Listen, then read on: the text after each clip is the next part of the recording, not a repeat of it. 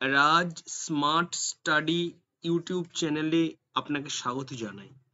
আজকে এই ইউটিউব চ্যানেলটির মাধ্যমে যে সমস্ত আমার প্রিয় ছাত্র এবং ছাত্রীরা সংস্কৃত অনার্সে পড়াশোনা করছেন, থার্ড সেমিস্টার ফাইনাল সাজেশন আজকে আপনার সামনে উপস্থাপন করতে চলেছি।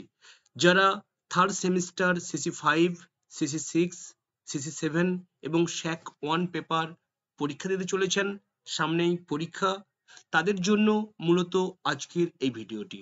2023-24 থার্ড সেমিস্টার সংস্কৃত লাস্ট মিনিট ফাইনাল সাজেশন আজকে আপনার সামনে উপস্থাপন করতে চলেছি। তো চলে আসুন আজকের আলোচ্য টপিকে।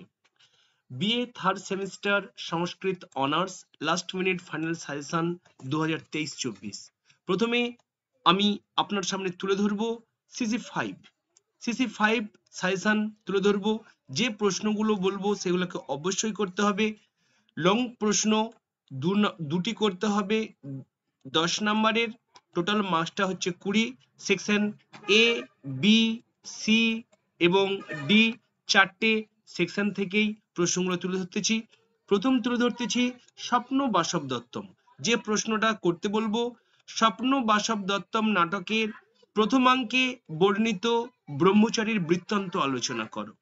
দ্বিতীয় প্রশ্নটি তুলে ধরবো, স্বপ্ন বাসব দত্তম নাটকের নামকরণের সার্থকতা প্রতিপাদন করো। তৃতীয় প্রশ্ন চরিত্র চিত্রণ থেকে করতে বলবো, অর্থাৎ উদয়নের চরিত্র, বাসব দত্তার চরিত্র, যৌগন্ধরায়ণের চরিত্র, সর্বশেষ বলবো পদ্মাবতীর চরিত্রটাকে দেখে যাবেন। এই তিনটে করলেই কিন্তু পরীক্ষাতে আসবে। তাহলে স্বপ্ন বাসব দত্তম থেকে মাত্র এই তিনটে প্রশ্ন ছিল। আচ্ছা, এরপরে চলে যাব আমাদের সেকশন বি, অভিজ্ঞান শকুন্তলম। অভিজ্ঞান শকুন্তলমের প্রথম যে প্রশ্নটি করতে বলবো, অভিজ্ঞান শকুন্তলম নাটকের চতুর্থ অঙ্কের নাট্য বৈশিষ্ট্য আলোচনা করো।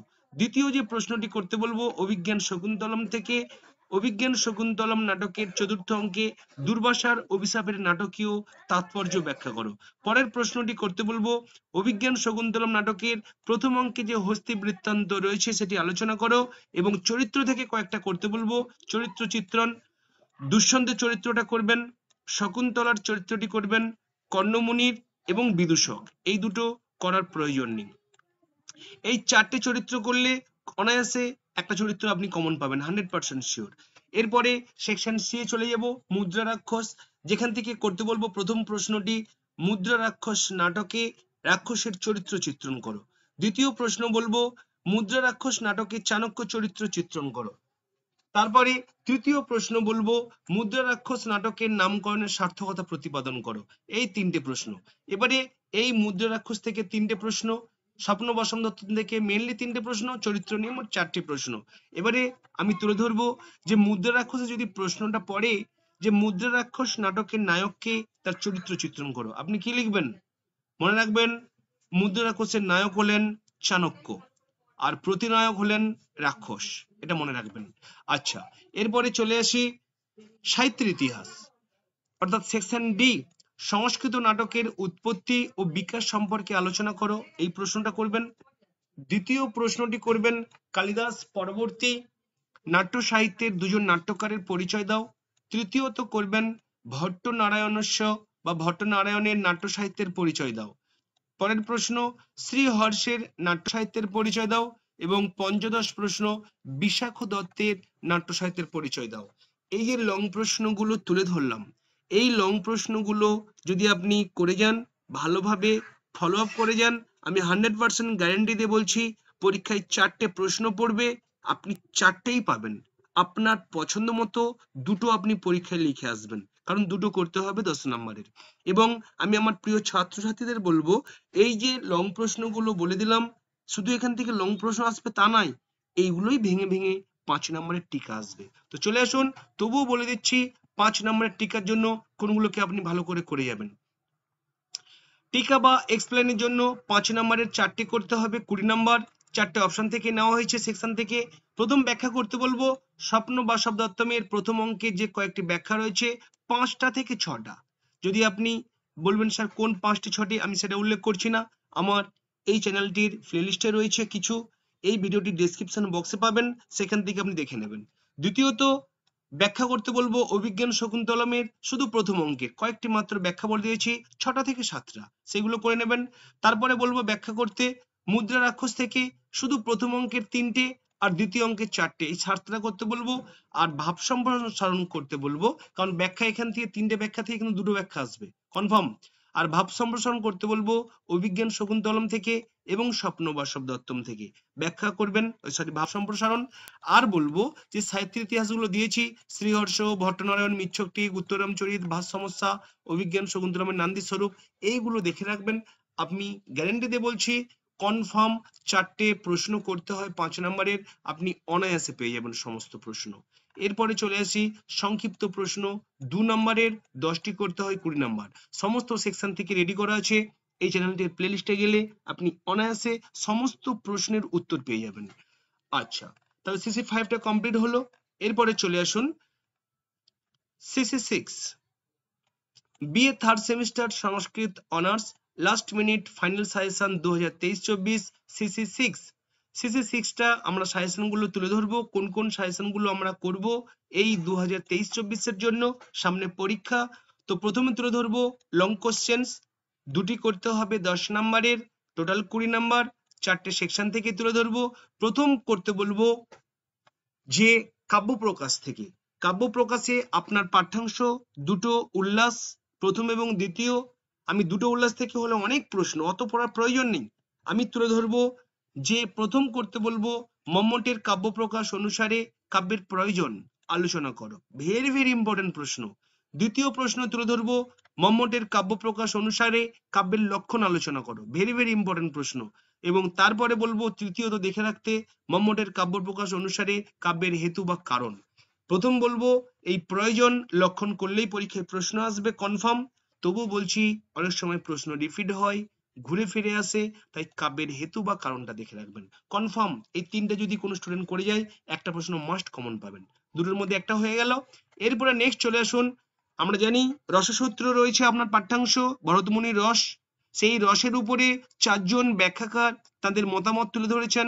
ডিরেক্ট আসতে পারে বিভাবানুভাব ও ব্যভিচারী সংযোগাদ রস নিষ্পত্তি, অর্থাৎ ভরতমুনির মতটা তুলে ধরতে দিতে পারে, বা এইটি না দিয়ে ঘুরিয়ে প্রশ্ন আসতে পারে যে তাদের 4জন ব্যাখ্যাকার ভট্ট লল্লটের উৎপত্তিবাদ আলোচনা করো, ভট্ট নায়কের ভক্তিবাদ আলোচনা করো, ভট্ট শঙ্কুকের অনুমিতিবাদ বা অভিনবগুপ্তের অভিব্যক্তিবাদ। এই 4টের মধ্যে আমি 3টে তুলে ধরেছি, এই 3টাকে ভালো করে করবেন, একটা প্রশ্ন কমন পাবেন। আর বলে রাখি বিভাবানুভাব ও ব্যভিচারী সংযোগাদ রস নিষ্পত্তি ব্যাখ্যা করুন বা তাৎপর্য ব্যাখ্যা করো, এটাকে দেখে রাখবেন। আচ্ছা, এরপরে চলে আসি আর একটা অপশন আসবো সাহিত্য দর্পণ, আর নয়, 3টে অপশন থেকে আমি 3টে প্রশ্ন টাচ করাবো। আমি চাই না আমার ছাত্রছাত্রীরা বেশি প্রশ্ন টাচ করুক, তাহলে কারণ দুটো প্রশ্ন করতে হবে, বেশি প্রশ্ন তাদেরকে খাটিয়ে লাভ নেই, তাই যে কয়েকটি প্রশ্ন তুলে ধরবো সেই প্রশ্নগুলো করলে আপনি অনায়াসে দুটো করতে পারবেন 100% শিওর।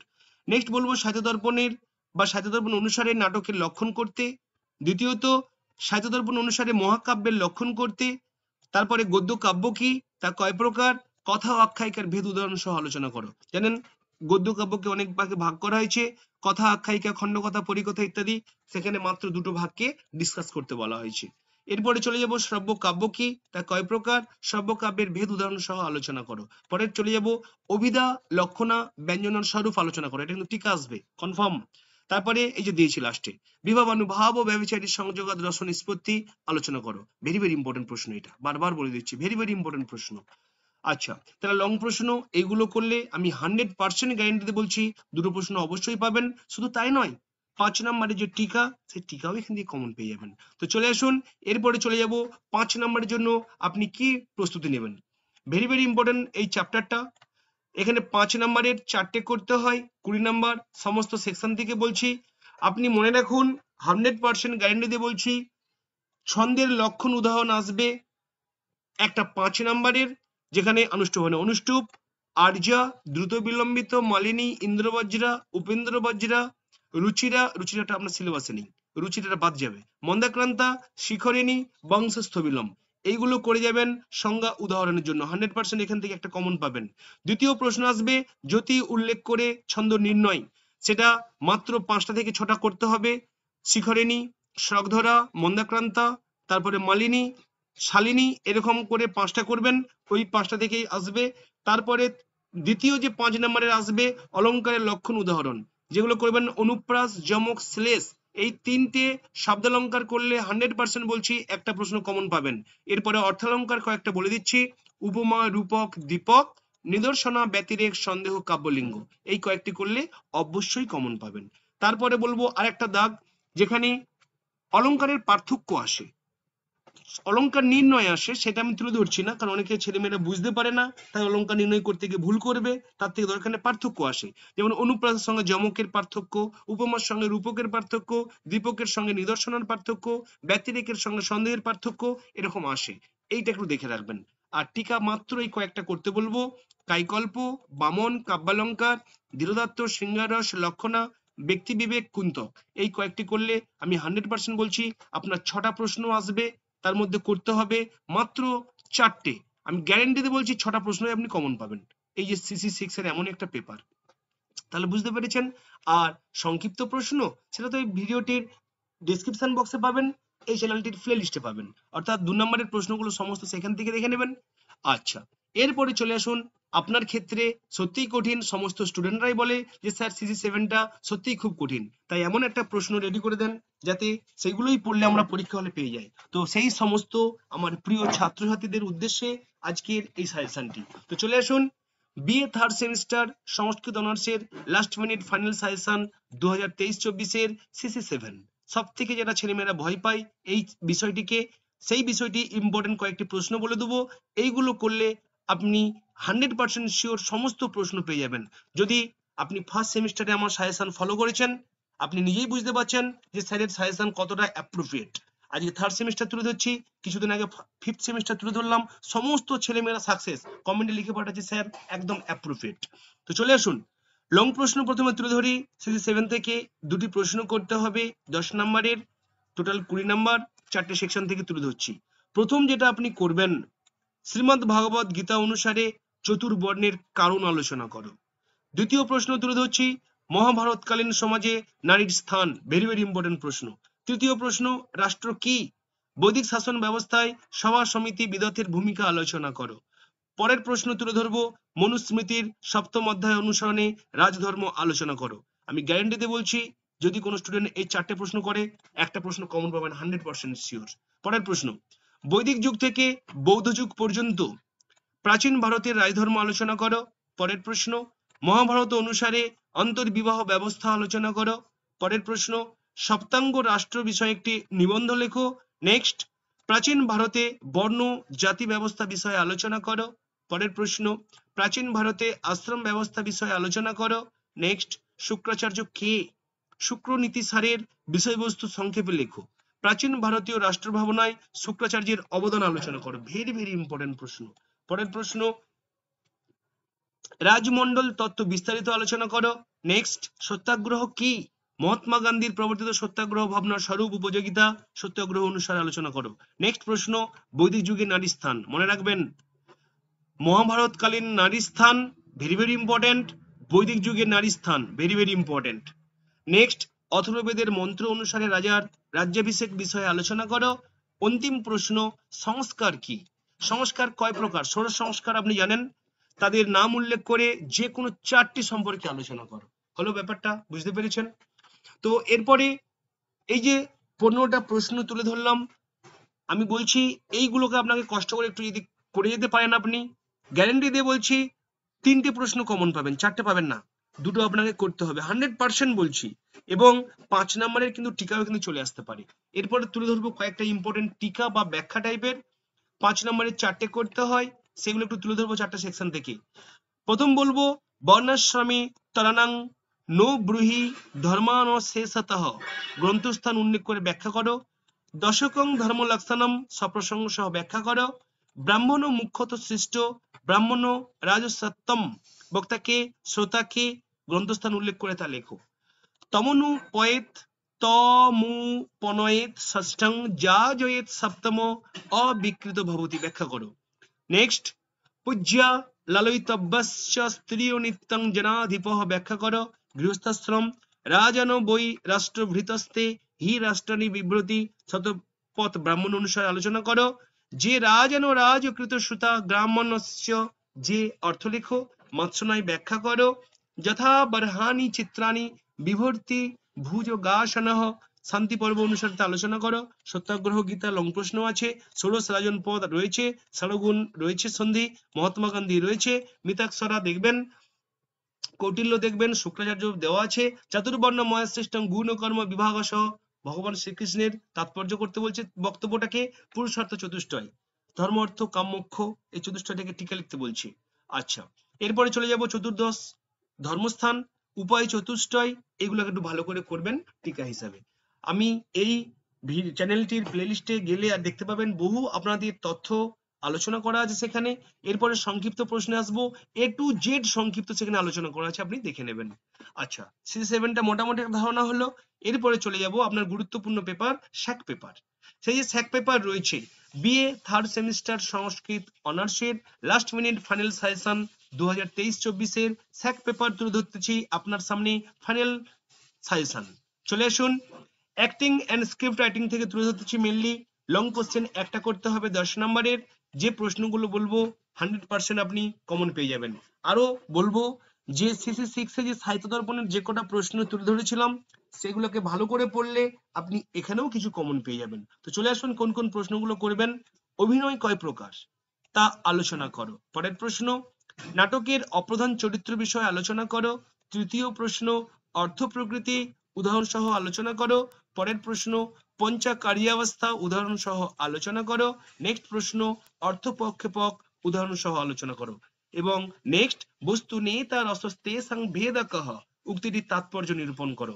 এই কয়েকটি প্রশ্ন বললে আপনি এখান থেকেও লং প্রশ্ন পাবেন একটা কনফার্ম 100%, এবং এই লং প্রশ্নগুলো করলে CC6 এও কমন পেয়ে যেতে পারেন।